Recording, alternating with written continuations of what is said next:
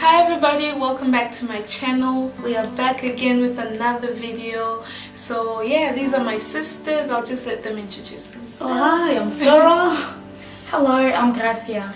And we are back with a special request. So I got from the last video that we made, I got a comment made, and I just felt that we needed to address that specifically. So I'll just read out what that is so that you guys can get an idea. So it says topic suggestion, and this is from Miss Consolata. I think that's the name of her account. How can one do it all? That is being a Proverbs 31 woman / wife, keeping everything organized, house chores, career, study progression, spiritual progression, ministry work, self-maintenance, all without burning out. Does something really have to give? Any practical tips for keeping the balance? So this is a topic, I think in essence, like the umbrella topic of everything that she's mentioned is how to be a Proverbs 31 woman. So we're going to address that based on our own, like our personal experiences, so that you guys will be able to relate. So yeah, let's get started.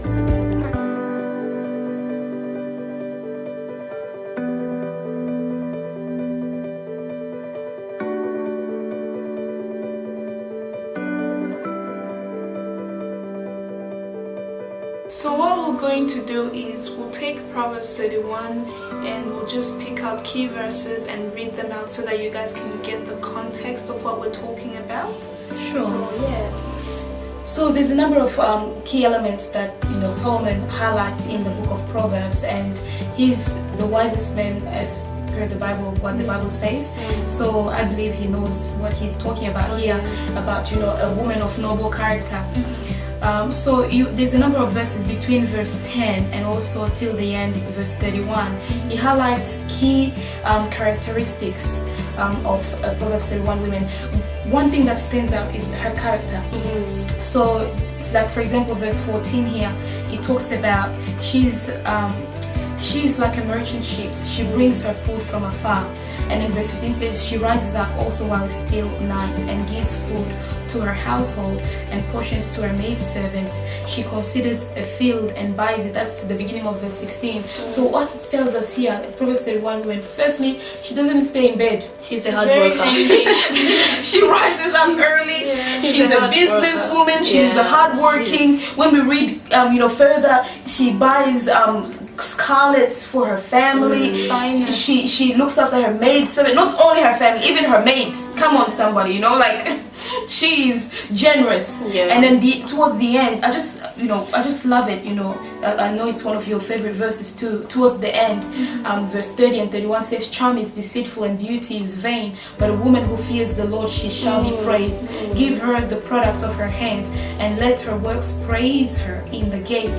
So her works, what does she do? She uses her hands to produce, things. And also it says she fears God. So not only is she beautiful, she also has the fear of God. So she's a total package.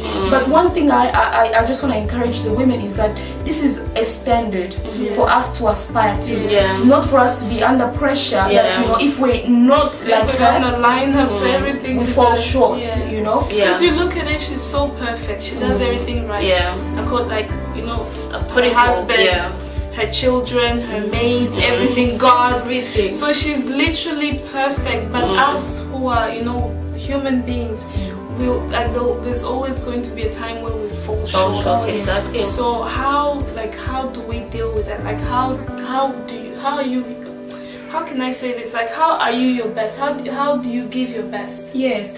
I do believe I'm a sort of an individual where when I do something, I give it all my 100% shot. I do it with all my heart. Even when I cook, every day people sometimes say, oh, do you cook every day like this? I say, yes, I do cook like that, as busy as I am, because I want to give the best that I can to my family. But I recall there was a time where I hit the wall, where, I was so drained because I was giving everything to people, like whether to my family and people outside, especially being in ministry. But actually I learned that I had to look after me first. Exactly. And it's not selfish, because especially as women coming from African backgrounds, we've always learned to be able to put everybody before ourselves. But we are going to burn out, because I did burn out at a certain point, because I wasn't looking after myself. I wasn't sleeping enough, for example. I wasn't eating healthy enough, because by the time you feed the kids, you're exhausted, you've lost your appetite. But actually I said, oh, hold on a minute. If I need to be my best, I need to look after me first, then be able to give the best to be able to give out to others. You know, as selfish as it sounds, I reach a point now, I eat first. Same. Everybody, hold on. You're so good. She's so good. Oh my God, she's good at eating first. No, you know, like something, you know, having my first child, I burnt out, honestly. I felt like, you know, that thing where you always have your food cold, you always have your tea cold and stuff. Oh yes. But so many people, you know, my parents, my mother-in-law, you know, even my husband, you know, they're like, you need to eat first. Otherwise, you know, it's breastfeeding, for example. It's you know, it's so draining. How are you able to give your child the best when you can't even feed yourself? You know. So over this, especially the past few months, I've learned to give, myself the best. Exactly. She went to a 2 hours massage. The other day, you know, I left mom and he came over. I left my son with my mom the other day, and I went to a massage. You know, my husband was like, you know, you need it. So I went, and oh my God, it felt amazing. You guys should. I know, give yourself you need to give yourself the best, because how are you going to give others the best? You know, if you're not, you need to refill yourself. You need to refresh yourself, replenish yourself. For me, what really stands out from the Proverbs 31 chapter, for me, you know, as a woman, because we can't really be exactly the Proverbs 31. We're gonna fall short. It's too much. You know, but then it's a standard that we can really follow that example. For me, really, what stands out is, as women, we have to be hard workers. Yes. We really have to be hard workers, and we have to fear God, because He's God fearing. Yeah. So for me, really, as she said, for me, I had to put myself first, because I've got 4 kids, and they're all, you know, 7 years and under, and I've got a baby, and I've got a husband who works away. He's always away, and when he comes in for maybe a week, and then goes back for like 2-3 weeks, and he's gone. And I'm at a point where, you know, I'm doing so much right now. I'm a full-time student, work, and you know, and the kids too, and it's really draining. So I give myself, you know, I've got another sister. You know, my sister sometimes she's like, no, you know, the kids come first. I need to spend for the kids, and I don't care about what I dress up. For me, when it comes to spending, I put myself first. I spend for myself. If I have to go for a coffee for myself, I'll go for a coffee. You know, I have to, you know, if I'm able to get something, then I'll be able to give out. If I don't have much to give out, you know, and the kids will suffer. You're just drained. If I'm drained, there's times where, you know, I come back home and I don't have that energy to give the kids, and I feel sorry because they all want a piece of me. And if I don't have anything to give them, you know, that's it. Exactly. So I have to refill. I have to really get energized and to be able to give up. That's good.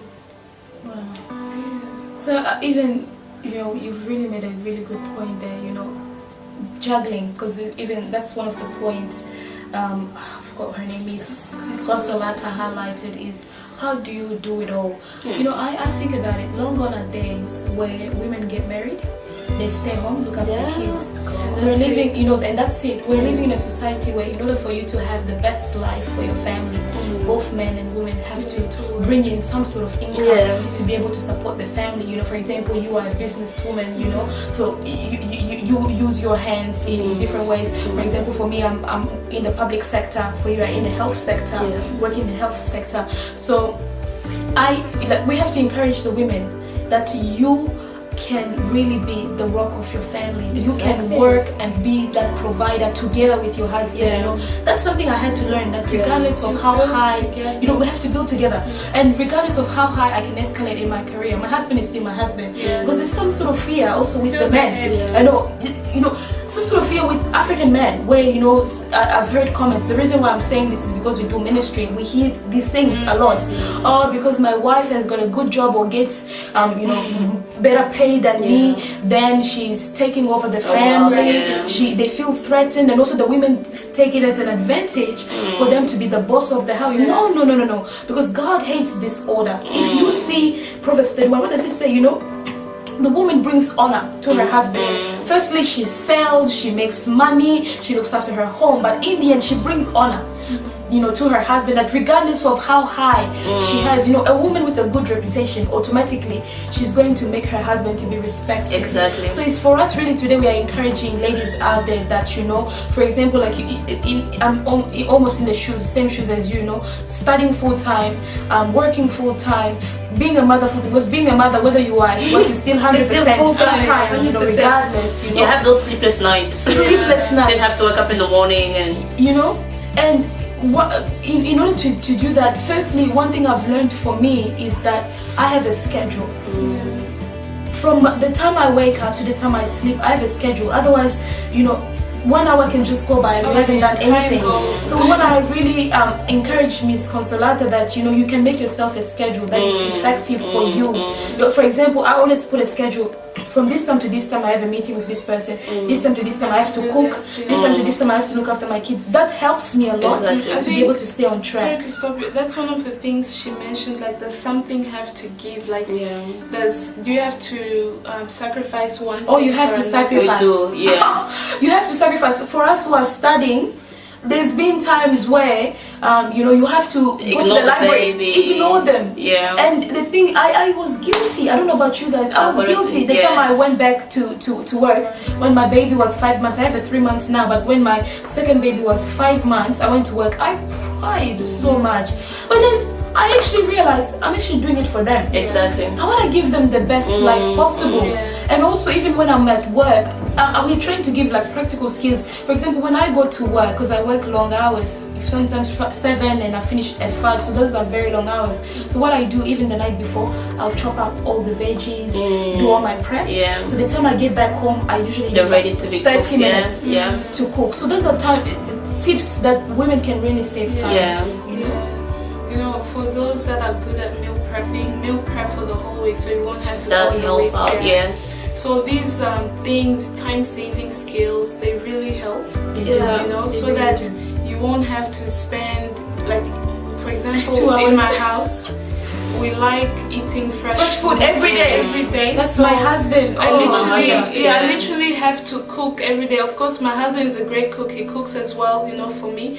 But we have to eat every day. So with having a child who's growing up, I'll have to kind of, work things around so that I'll still have time for him. I'll still have time for work. I'll still have time for my husband and things like that. So that's just one of the things that I can personally say. Even the little things is, like putting the kids earlier to bed, so you can have that extra time to do, the studies, or just organize the house and being able to do your chores. Personally, I do all my chores. I do my cleaning at night. So I wake up in the morning, everything is really super organized, and once the kids, they have a shower or bath, whatever they have in the morning, that'll be a quick clean, and I'm out and the house is clean. Because my girls are, they're at the point where now they're starting to help. I've got a 7-year-old, my firstborn, she's 7 and she's really helpful, and my 6-year-old, they got to a point where now, I'm able to send them, and they're able to clean their own rooms, and even the cooking, I'll put the dishes in the dishwasher, and they'll be able to take them out and be able to, place them back in order, just try to be organized. I think that's, can I just bring this up? Like, at what age do you start teaching child work? Because so many parents are there. You have like a 15, 13-year-old, and the child does nothing. They don't even know. Like, even if it's a boy, they can simply just clean after themselves. You don't have to clean their. I think that's part of the thing of teaching kids responsibility. You have to teach them responsibility very early. From a young age. It's not to say that you're a lazy mother or you wanna, this blah blah blah. But you need to teach your kids responsibility. But what you're saying is critical, and we wish that people out there could be able to grasp it.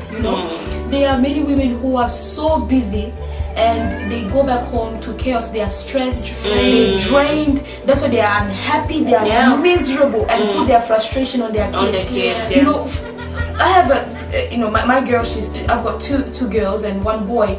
My 12-year-old, literally she cooks, she cleans. One thing we've tried to initiate with the kids is that we are a team. In our house, it's teamwork. Exactly. If mommy is tired, you know, she needs help. If, you know, my older girl is tired, she needs help. And we never have a roster for us. So it has really worked for us. Even my husband, you know, helps. All of us, we work as a team because there is nobody we don't have a maid. We're living in Australia where to have a maid. It's literally costs $20 an hour. It's expensive. It's so expensive. So what we do is to help each other because we have to be able to be in the shoes of the other person. You know. So for example, the person who gets home first already will put things like, let's say in the stove it has to be roasted, or if the floor is dirty. Rice in the rice cooker. Yes. Even now my 4-year-old, she's gonna be 4 soon. We have taught her if she messes up her room, she has to clean it. Exactly. There is no maid in the house. Exactly. So she's, you know, there's a funny photo I took last time. She messed up her bed. I said, darling, you've made mommy very sick because mommy is very tired. You have to go clean it. She made her bed. It wasn't perfect, and we're not expecting it to be perfect. But she learned that she makes a mess. She has to clean up her own mess. So it helps a lot. Yeah, I think that's really good. For me, that's how the kids are helping, by cleaning their own rooms. And then it has to start from an early age. Even now, my 3-year-old, you know, even the simple things as, you know, being, you know, mess from the floor. She's 3 years old and she knows already if there's something on the floor. I've told them they don't have to expect me to tell them to pick it up from the floor. They already know. If it's not where it's supposed to be, mom knows, you know, we don't want mom to talk, it has to be off the floor, or it has to be right, the shoes have to be right, or the dresses, everything has to be, you know, hung, or, you know, everything has to, they know it already. So that's something you start with them at an early age. And if they grow up like that, you know, that's a good thing from early age. And, you know, so one last thing that I would like us to touch on is God. Like, how do you find time for God during, like, you know, in a busy day, children, husband, work? How do you find time for God? How are you still able to put God first? And, you know, like, how do we do it? For me personally, I came to a point to put God as my priority. The reason why I highlight the word priority is we are so busy. You know, you've got uni, you've got work, you've got kids, husband, and if you try and do everything first, you leave God to the end, you come back home drained. You know, you've got no strength to pray, you've got no strength to read your Bible. But one thing I've said, God is my priority. Firstly, I start my day with Him. Not only start my day with Him, whether that's praying, reading the Word of God, because come on, we cannot live. God is the source of our strength. We can't live without Him. So I start with Him so that He can be able to direct me, even throughout the course of the day. Even I pray to God regarding everything. And the biggest mistake women do is, oh, let me 5 minutes, then I pray. You won't find that 5 minutes. You pray to God around the clock. It's every day, 24/7. Even as you are cooking, you can still communicate to Him. It's the greatest friend you have. I think apart from that as well, we need to understand that you need to set a specific time. So that's why I'm saying my morning. Before the kids wake up, that's my time. Because I tend to find that at the end of the day, I'm so tired. I'll be praying 2-minute prayers. Sometimes even you don't put your mind to it. But if I start with Him, I dedicate the day. I'm focused and I'm studying His Word. I'm praying to Him. I feel really my spirit is connected. But then I spend the rest of the day communicating. Exactly. So that's what helps me a lot. For me, really what helps me, normally I'm an early person. I wake up really early, and I've set up a time where, you know, every morning I take that time to read the Bible and be able to pray, really start my day in prayer. And I've also taught the kids, you know, the first thing they do, even if sometimes, you know, there's times where I go to work when my husband is around, there's time where I go to work and, you know, I leave them in bed. So I've taught them the first thing they wake up, the first thing even before coming out of bed, you know, that's the time for them to pray, and they know it already. I think, if you start with other things, by the time you end up going out of your bedroom, the kids are awake and they have to eat, and I think it's very important to set up time for God, being able to put Him as priority, the priority. And for me, once I put my kids to bed, I pray with them and also take that time to relax. After I've done all my chores, I take that time to relax and read my Bible again. So I'm able to start my day with prayer and also end it in prayer.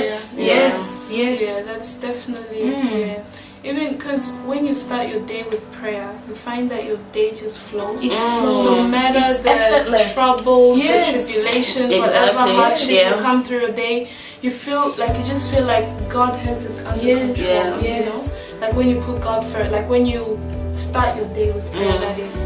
So yeah, that's something that has helped me as well. And another thing that I do is every 3 a.m. my son mysteriously wakes up 3 o'clock. So because I pray for him, I lay my hands on him. We do have a video as well on why you should pray for your kids. That's going to come a lot later, but for now, I'll just mention this, like before sleeping I lay my hands on him and I pray for him. I speak every goodness under the sun on him. And then also at 3 a.m. in the morning, I pray for him again. I lay my hands on him, tell God, cast whatever that needs to be casted, bind whatever that needs to be bound. I do that, and then you just feel like the Spirit of God is just there.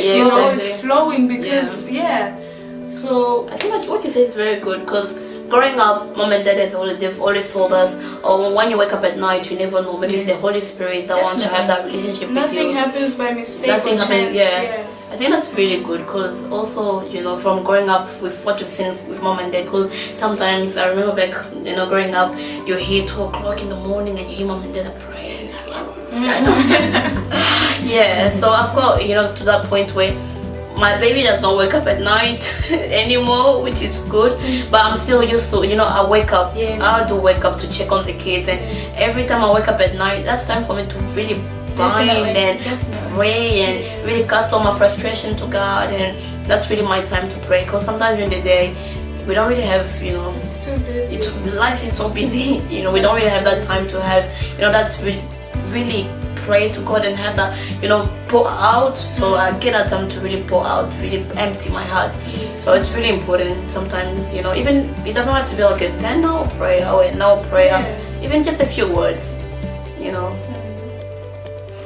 One thing we want to encourage, there was this research which actually indicated that Christians are only spending 2 minutes of prayer per day. So on average, so we also want to encourage the ladies out there. We are dealing with a 24/7 devil. That's why we want to encourage that prayer, because realistically, if we say God is a priority, but we also have to feed our families, we have to go to work, we also have uni. We're not telling them that, stay 8 hours and pray, but we are saying dedicated time, which can be really a time where you are focused without distraction, but also really 24/7, we have to be praying, because the devil is real. And he's after you. He doesn't like you. He doesn't like your family. He's gonna try, because the Bible says, John 10:10, he came to steal, kill, and to destroy. So if you want to defeat the 24/7 devil, then there needs to be a lot of prayer involved. So that's our encouragement. But can I just also highlight that we don't want to seem that everything for us is perfect.